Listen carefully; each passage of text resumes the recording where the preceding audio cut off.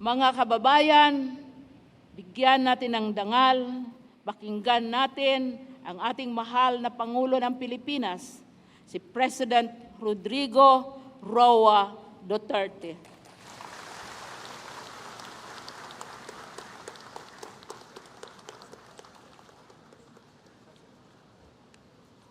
Salamat po. Just kindly sit.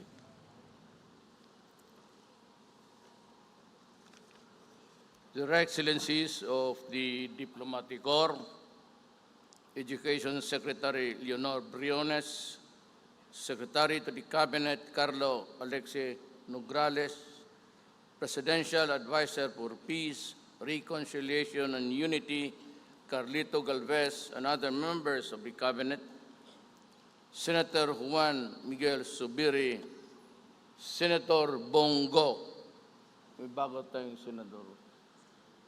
Bong, magpasalamat ka sa kanila. Sa iyong kasama ko palagi dito noon, at siya ay nagmamahal sa inyo dahil lahat tayo taga Mindanao.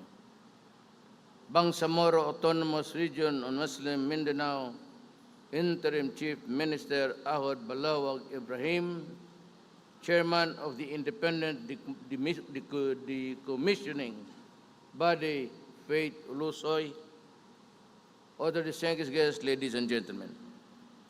Today, we mark another important milestone in the history of the Bangsamoro peace process.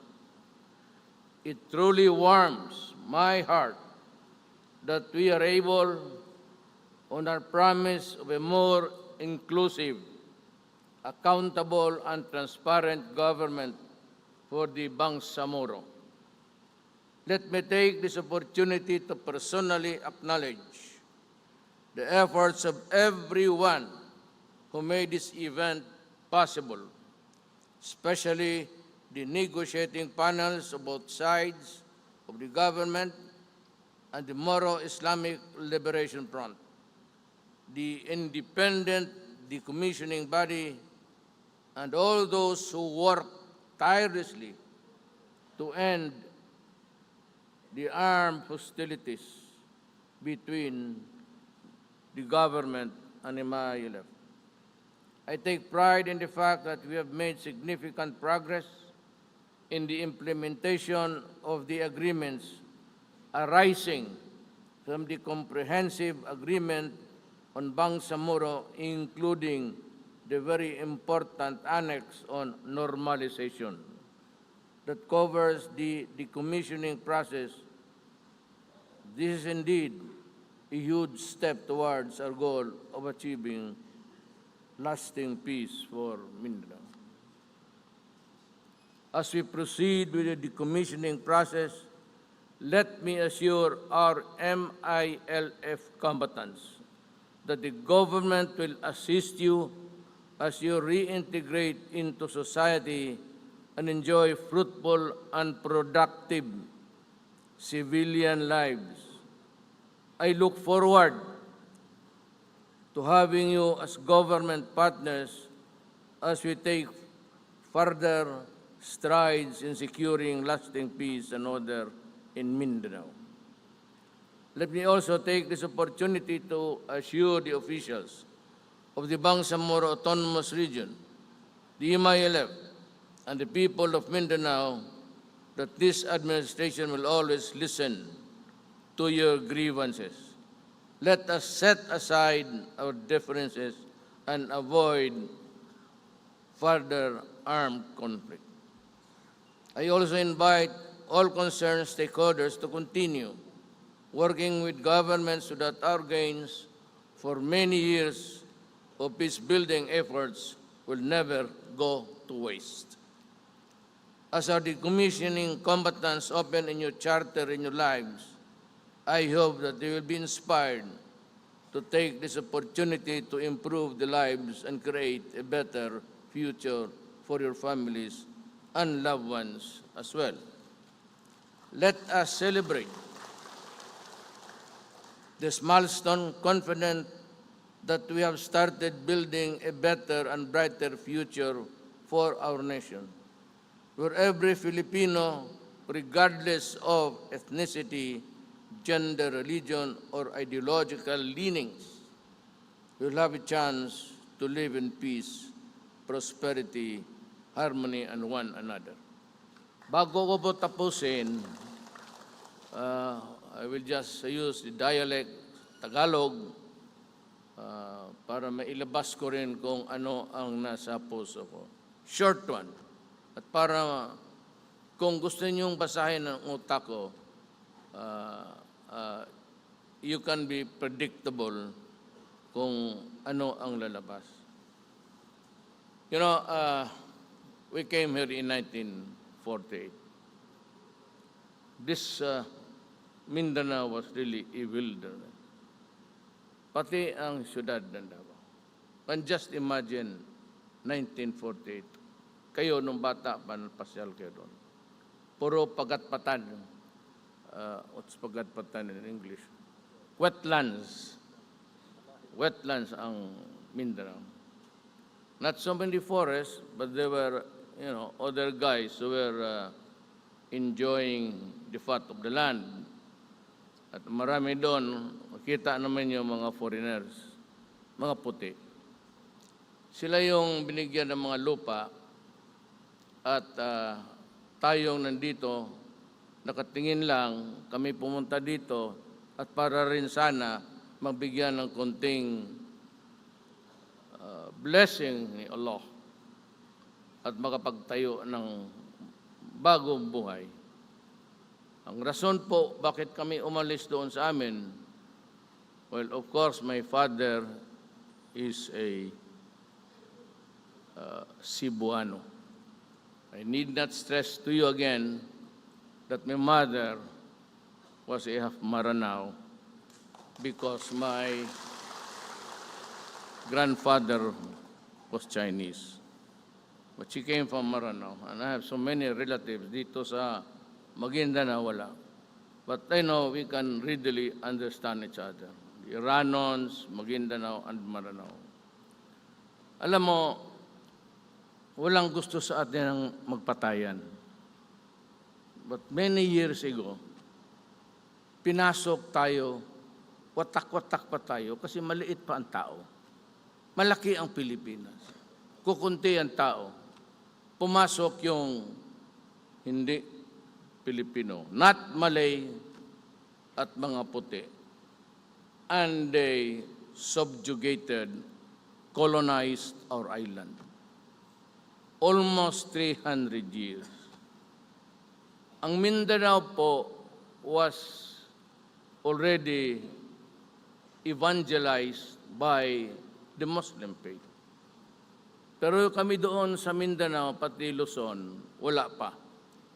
But there were a few settlements, Moro settlements in the Visayas. If you would listen carefully, ang Tausog pati ang Bisaya halos pareho. And if you talk slowly, just slowly, with some gestures in your hand, you will realize that they have a very similar. Ibig kong sabihin, sila Pulapo, Tausog yun. Yun ang pumatay kay Magellan, pinutulan niya ng ulo. Kaya ngayon, nung na-mayor ako, pumunta ako ng Cebu at nakita ko yung monumento nila Pulapo, mas maliit kay Magellan. Sabi ko, it's in the planning stage, sabi ko, taasan ninyo ang monumento nila Pulapo at ibaba ninyo ang estatwa ni Magellan.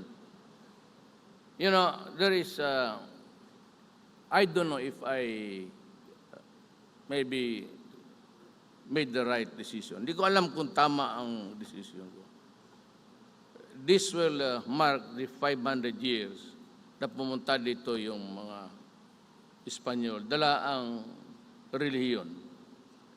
Wala akong ano sa relihiyon, nandyan na yan eh. And religion talks about goodness, talks about peace. Wala akong ano sa relihiyon. Eh ako naman, hindi ako Katoliko. Pati hindi naman ako nagipag-away dahil lang sa reliyon. Wala sa akin yan. Ang Diyos ko, si Allah, but ang trabaho ko, hindi kay Allah lang, ang sabi ni Allah, gawin mo na lang dyan, habang buhay ka pa, huwag kang makipag-away dyan, huwag kang magsigimura, you just serve your fellow men. And by doing so, you have served me fully. So yan ang hinanap ko nung laki akong Mindanao. There was this fighting, the Cotabato campaign during the 72. Umabot na yung away dyan sa PC Hill. I was already around. And long after that, I was a prosecutor. But wala man akong magawa. At that time, bata pa ako. Sinabi ko, if given by Allah a chance to do something about. Kasi paborito, one of the earliest guys to talk about historical injustice was really my mouth. Rarely I was the one who propagated that kind of narrative. So ito ngayon, huwag kayo, do not be sad na ang armas ninyo, binigay ninyo sa gobyerno. Kasi kayo gobyerno na. Kung kailangan talaga ninyo ng armas para idepensa ninyo ang gobyerno dito sa barn, walang problema, bigyan ko kayo mas bago. Kasing bago nung binigay ni Kagi sa akin. Magbili pa ako, mas bago, mas maganda. So, do not be disheartened na nag-surrender ka ng armas. To inyo na itong gobyerno na ito. Binigay na namin sa inyo. Lahat ng sabi ninyong Mars land ninyo, yung ano itong pangalan dito sa Ligwasan Mars, may oil, may lahat. Inyo na yan. Start, the process now of producing food for the people of Barn and for all the Moro of Mindanao. Kaya magkalapit na tayo. Inyo naman kaya ito, wala the least intervention o pang-istorbo galing sa taas sa national government. Ayaw ko. Sige, kailangan ninyo ng kapital, ayan. Bigyan yung pera, ayan. Anong kailangan ninyo, sabihan ninyo. Then if you want to mechanize, to improve the mechanized farming, may kapital naman kayo, huwag kayo magbili ng armas. Baka ibili na naman yun ng bago yan. Bigyan ko na lang kayo.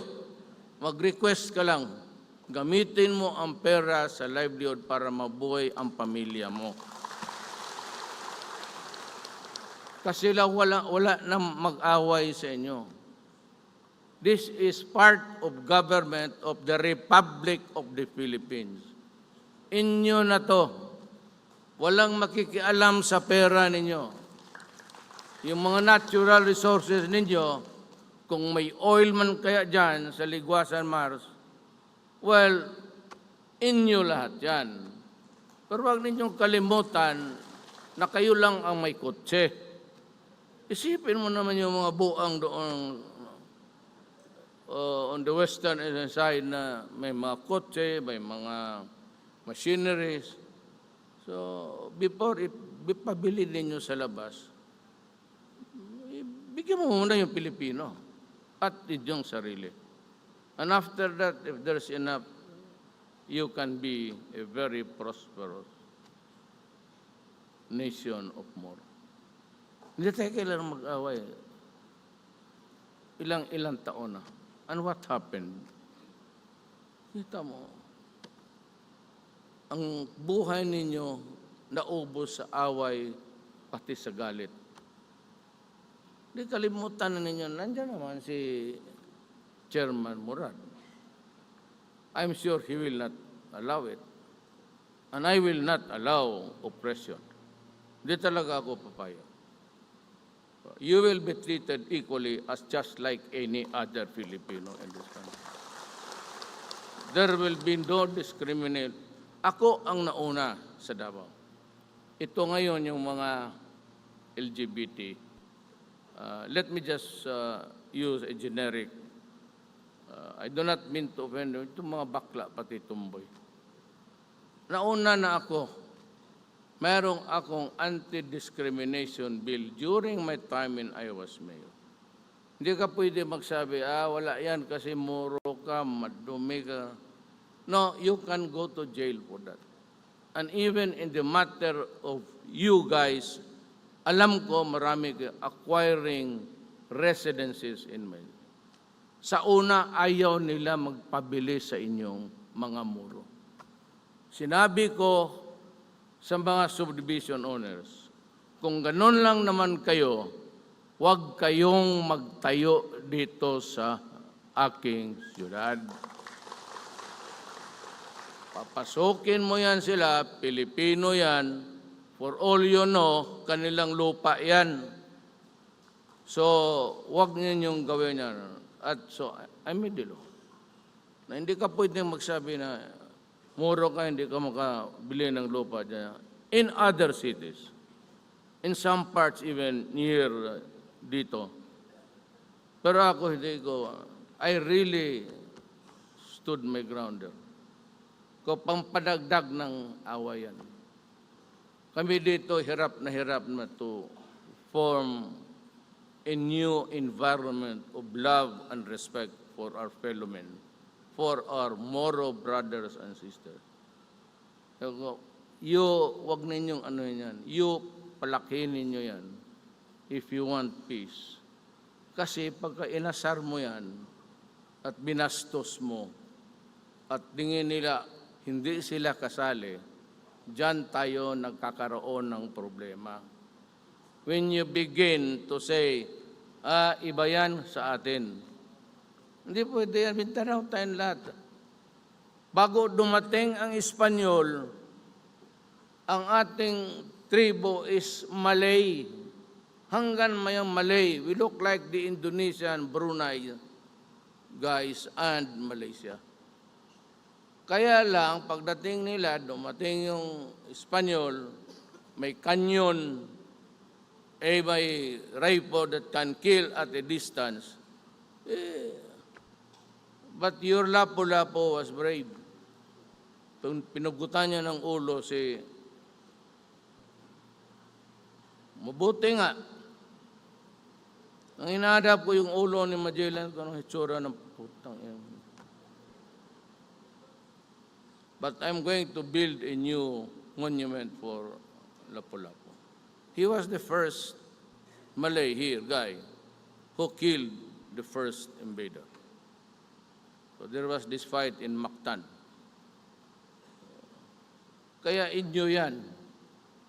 Dito lang tayo naka-imbudo, but Cebu is also as part as Maguindanao and Sultan Kudarat. We have the same forefathers. We are the descendants of a proud chieftain. Lahat tayo. At bakit tayo magpatayan, anak? Wala namang nag-agawan. We can always, try to solve the problem. At walang agawa na. I will not allow it. I will not allow it. Tama na. Tama na. Huwag nasaan ka, dyan ka lang. No more expansion, no more cheating. Wala nang agawan ng lupa. Let us be fair and just. So yan ang mensahe ko sa inyo. Habang ako ang presidente, makukuha ninyo what we promised to you. Help, financial, we will do it. Alam ko wala kayong pera. Nagtatayo pa lang kayo ng state. Bago pa ito. Give it a chance to grow. Kailangan niya pera. We promise to help you. So do your best. Try to do something of exploiting the natural resource. It's very rich. Mag-ano na kayo, hanapin na. At hanapin na ninyo yung oil. Kasi kung makita ninyo, para na kayong mga Arabo, mga sakyan, mga kadilak, pero huwag ninyong kalimutan yung ibang Malay. Ayaw nyo tawagin Pilipino because of King Philip of Magellan. Tawagin na natin, Malay. Malay man talaga. Ang tatay ko, Malay. Ang nanay ko, Malay. So, ang ating kulang na lang is communication. Before you decide on anything na makapasira sa environment, let us talk. Kung gusto niyo ako makausap, alamin lang ninyo. Pumapasok naman ako baski sa ano. I've been here all the time, alone, with the group, now as president. And I've always said, I love the Moro people because I am one of them. Salamat po. Maraming salamat po, mahal na Pangulo. Farm at Bangsamoro Transition Authority. So ang mga may green o berdeng sticker, please prepare batch 2. Ang batch 2 ay may white na sticker. Binubuo ng AFP, PNP, Senado, mga miyembro ng mababang kapulungan ng Kongreso, local government officials, at ambassadors. So please prepare batch 2.